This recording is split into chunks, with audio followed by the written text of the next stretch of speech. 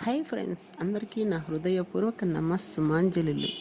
ధ్యానులు అడిగిన ప్రశ్నలకు పత్రిజీ మాస్టర్ సమాధానాలు. విద్యార్థులకు ధ్యానం ఎందుకు? విద్య మీద ఏకాగ్రత సంపాదించడానికి విద్యార్థికి ధ్యానం ఎంతైనా అవసరం.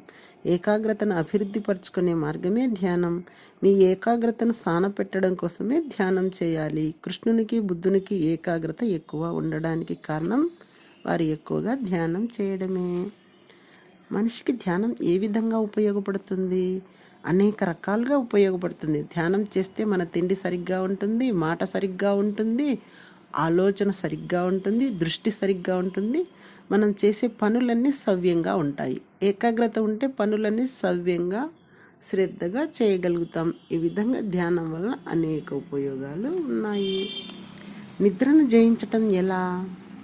నిద్రను జయించిన వాడిని గుడాకేశ అంటారు. అర్జునుడికి ఒకానొక పేరు గుడాకేశ.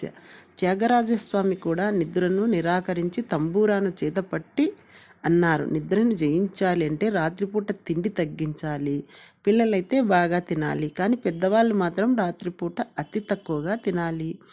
పెద్దలు నిద్రను తగ్గించాలి. చక్కటి ఆత్మజ్ఞానంతో కూడిన పుస్తకాలు చదవాలి. అంతేకాని నిద్రను జయించనక్కర్లేదు. నిద్రపోకపోవడం అన్నది నిద్రను జయించటం కాదు.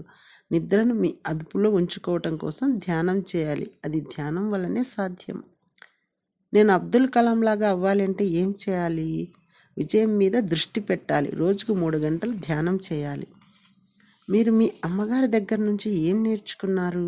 అనేక విషయాలు నేర్చుకున్నాను. ముఖ్యంగా ఆవిడ దగ్గర నుంచి కష్టాలన్నీ చిరునవ్వుతో స్వీకరించడం, బాగా కష్టపడడం నేర్చుకున్నాను. అయితే మా అమ్మ దగ్గర చిన్న మూర్ఖత్వం ఉంది. ఒకసారి నా స్నేహితులను తీసుకుని ఇంటికి భోజనానికి వెళ్ళాను.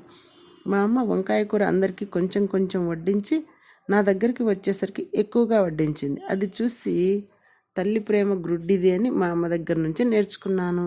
అందరినీ సమానంగా చూడటం అన్న దానిని అందరూ తల్లులు మొట్టమొదట నేర్చుకోవాలి. జ్ఞానం ఎలా సంపాదించాలి?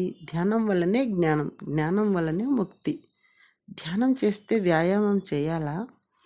ధ్యానానికి వ్యాయామానికి సంబంధం లేదు.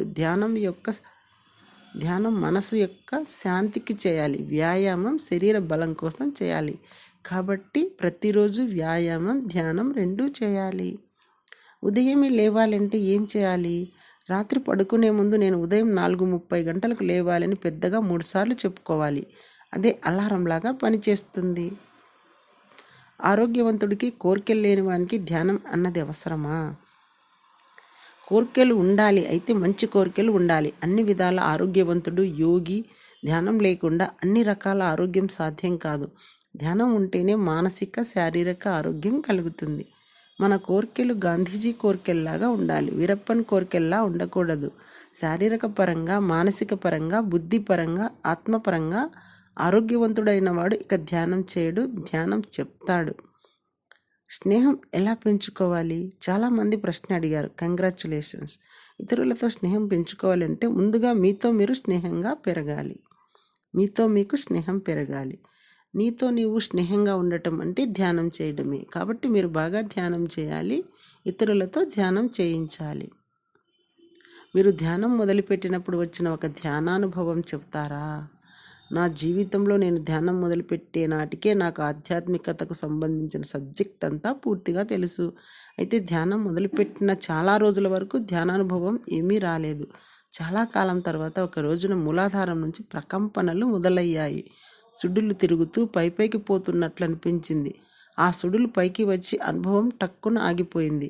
మళ్ళీ చాలా రోజుల తర్వాత మరో అనుభవం అటువంటిదే వచ్చి సూక్ష్మ శరీరం బయటికి వచ్చేసింది. సిల్వర్ కార్డుతో సహా నా సూక్ష్మ శరీరాన్ని నేను చూసుకున్నాను.